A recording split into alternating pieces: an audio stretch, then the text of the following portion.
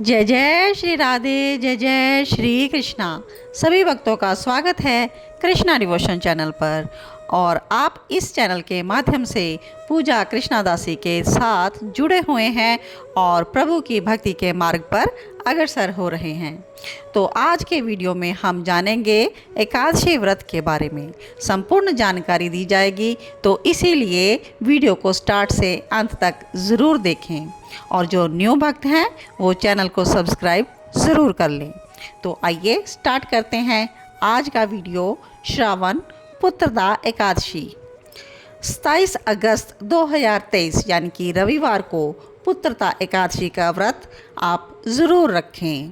वैसे तो पुत्रदा एकादशी साल में 2 बार आती है, एक पौष माह में शुक्ल पक्ष की एकादशी और दूसरी श्रावण माह की शुक्ल पक्ष की एकादशी। दोनों ही एकादशियों को पुत्रदा एकादशी कहते हैं। जो दंपति वंश वृद्धि के लिए पुत्र संतान की इच्छा रखते हैं उनके लिए यह व्रत विशेष लाभदायक बताया जाता है। या फिर जिन लोगों को संतान है तो वे संतान के अच्छे भविष्य के लिए, सुखकारी जीवन के लिए भी यह एकादशी का व्रत रख सकते हैं। पुत्रदा एकादशी के दिन भगवान विष्णु की पूजा की जाती है और इस दिन व्रत रखने से संतान की प्राप्ति होती है और संतान के सभी कष्ट भी दूर होते हैं। तो पुत्र सुख की प्राप्ति के लिए पुत्रदा एकादशी का व्रत मेल नहीं रखा जाता है। जिन लोगों के कोई पुत्र नहीं होता उनके लिए पुत्रदा एकादशी का व्रत अत्यधिक महत्वपूर्ण है। तो भगवान विष्णु से आप प्रेयर करें और उनके लिए उपवास रखें तो आप पर ज़रूर कृपा करेंगे भगवान।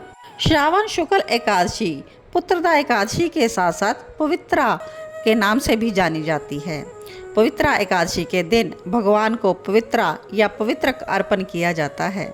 तो वर्ष में एक बार किया गया पवित्रारोपण आपको सारे साल भर की श्री हरि की पूजा का फल देने वाला है। तो आषाढ़ की शुक्ल एकादशी लेकर कार्तिक की शुक्ल एकादशी तक के समय भगवान को पवित्रारोपण किया जाता है।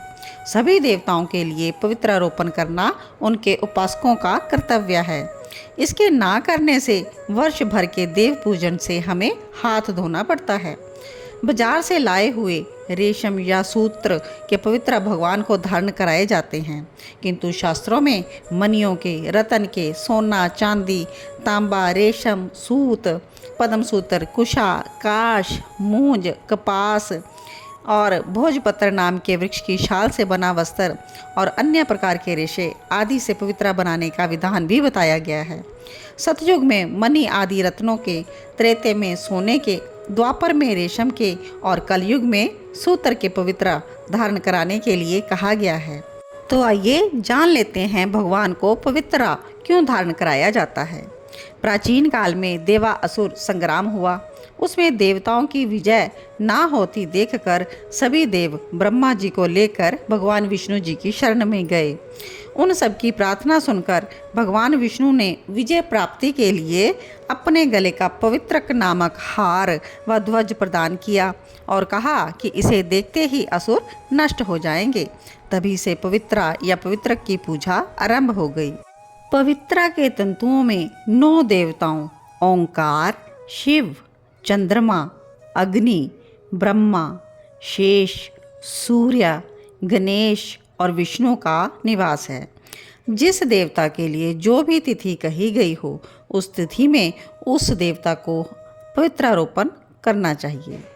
जैसे कि लक्ष्मी जी को द्वितीय तिथि में, गौरी जी को तृतीय तिथि में, गणेश जी को चतुर्थी में, सरस्वती जी को पंचमी में, कार्तिकेय जी को षष्ठी में, सूर्य को सप्तमी में और मातृकाओं को अष्टमी में, दुर्गा जी को नवमी में, यमराज जी को दशमी में, ऋषियों और भगवान विष्णु को एकादशी तिथि के दिन, भगवान श्री हरि को द्वादशी के दिन, कामदेव को त्रयोदशी के दिन, शिव को चतुर्दशी और ब्रह्मा को पौर्णमासी और अमावस्या तिथि में पवित्रारोपण किया जाता है। तो जिस भी देवता के आप भक्त हैं आप उसी तिथि को उनको पवित्र धारण करवाएं। पवित्रारोपण की विधि सभी देवताओं के लिए समान है और सबसे महत्वपूर्ण है आपके भाव। भावों से आप भगवान को पुष्पों की माला भी भेंट कर सकते हैं, मोतियों की माला भी भेंट कर सकते हैं और अपनी समर्था के अनुसार चांदी सोने की माला भी भेंट कर सकते हैं। तो आइए आगे वीडियो में जानते हैं कि पवित्रा किस प्रकार का होता है और पवित्रा धारण करवाने की विधि क्या है और उसके लिए कौन सा मंत्र हमें प्रयोग करना है। तो वीडियो में अंत तक ज़रूर बने रहें। तो पवित्रा जो हम भगवान को अर्पण करते हैं यह 4 प्रकार का होता है। कनिष्ठा पवित्रा जो कि 27 तंतुओं से बना होता है और इसकी लंबाई नाभि तक होती है और इसको अर्पण करने से सुख, आयु, धन, पुत्र की प्राप्ति होती है। और दूसरा 54 तंतुओं से बना मध्यम पवित्रा होता है और इसकी लंबाई जांघ तक होती है। इसको अर्पण करने से दिव्य भोग, दिव्य धाम में निवास का सुख प्राप्त होता है। और थर्ड है 108 तंतुओं से बना उत्तम पवित्रा। भगवान विष्णु को अर्पण करने से मनुष्य विष्णु धाम में निवास करता है और इसकी लंबाई घुटनों तक होती है। और फोर्थ है 1008 तंतुओं से निर्मित पवित्र वनमाला कहलाती है। यह भगवान की प्रतिमा के बराबर लंबा होता है और इसका महात्म्य सबसे अधिक है। इसके अर्पण करने से मनुष्य संसार बंधन और जन्म मृत्यु के चक्कर से छूट जाता है। तो सबसे पहले प्रातःकाल स्नान इत्यादि से निवृत्त होकर आप भगवान का शुद्ध मन से पूजन करें। फिर पवित्रा जो धारण करवानी है भगवान को, कुमकुम, चंदन, हल्दी आदि सुगंधित पदार्थों से उनका पूजन करें और धूप दीप दिखाएं। और भगवान विष्णु को यह पवित्रा आपको गायत्री मंत्र के साथ समर्पित करना है। ओम नमो नारायण विद्महे वासुदेवाय धीमहि तन्नो विष्णु प्रचोदयात्। भगवान को पवित्रा माला पहनाते समय प्रार्थना करें।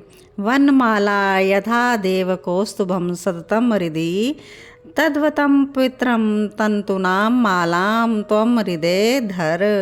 अर्थात हे भगवान, आपके हृदय पर जिस प्रकार वनमाला और कौस्तुभ विराजते हैं उसी प्रकार तंतुओं की बनी हुई यह माला और पवित्रक आप अपने हृदय पर धारण करें।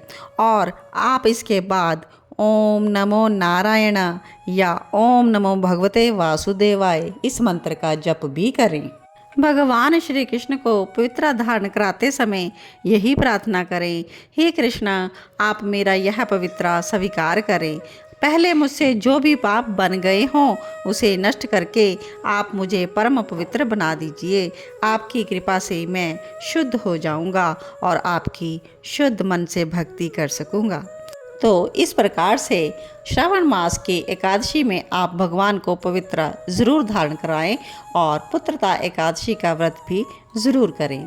तो आइए आगे हम एकादशी व्रत की कथा भी श्रवण कर लेते हैं। प्राचीन काल में सुकेतुमान नाम का एक राजा था।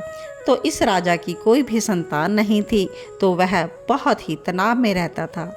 एक दिन वह जंगल में चला गया और उसे प्यास लगी और पानी पीने के लिए जब वो नदी की तलाश करने लगा तो उसे कोई नदी नहीं मिली। फिर उसे एक आश्रम मिला जहाँ पर कोई संत रहते थे।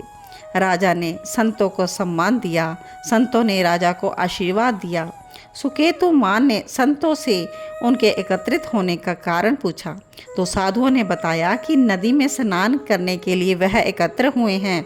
और उन संतों ने बताया कि पुत्रता एकादशी है और यह 5 दिन स्नान चलेगा, तो इस व्रत को रखने वाले व्यक्ति को भी संतान की प्राप्ति होती है। तो उस राजा ने भी संतों से आशीर्वाद मांगा। तो संतों ने सुकेतुमान से कहा कि यदि वह संतान चाहता है तो वह भी इस व्रत को रखे। तो सुकेतुमान ने संतों की आज्ञा का पालन किया और पूरी श्रद्धा समर्पण के साथ व्रत रखा। तो इस व्रत के करने से राजा सुकेतुमान की संतान कामना पूर्ण हुई। तो इस व्रत को रखने वाले व्यक्ति को मोक्ष की प्राप्ति भी हो सकती है।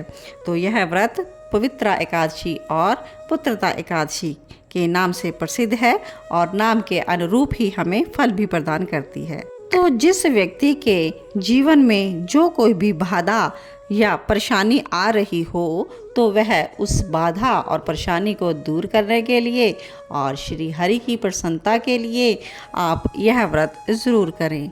तो गोविंद की प्यारी एकादशी, भक्तों की प्यारी एकादशी, पापों का नाश करती एकादशी, श्री हरि को प्रसन्न करती एकादशी, इस व्रत को आप ज़रूर और ज़रूर करें और यह गोल्डन चांस मिस ना करें। तो आप सभी को यह वीडियो कैसे लगा तो आप सभी मुझे कमेंट बॉक्स में ज़रूर कमेंट कर दीजिएगा। और जिन भक्तों ने सब्सक्राइब चैनल को अभी तक नहीं किया ज़रूर कर लीजिएगा, क्योंकि आप चैनल में जो वीडियो पोस्ट होता है वो तो देख लेते हैं लेकिन सब्सक्राइब करना भूल जाते हैं। तो ऐसा हरगिज़ ना करें, चैनल चलता रहे तो इसके लिए आपका सब्सक्राइब ज़रूरी होता है। तो चैनल को सब्सक्राइब ज़रूर करें। जय श्री कृष्णा, जय श्री राधे। ओम नमो भगवते वासुदेवाय।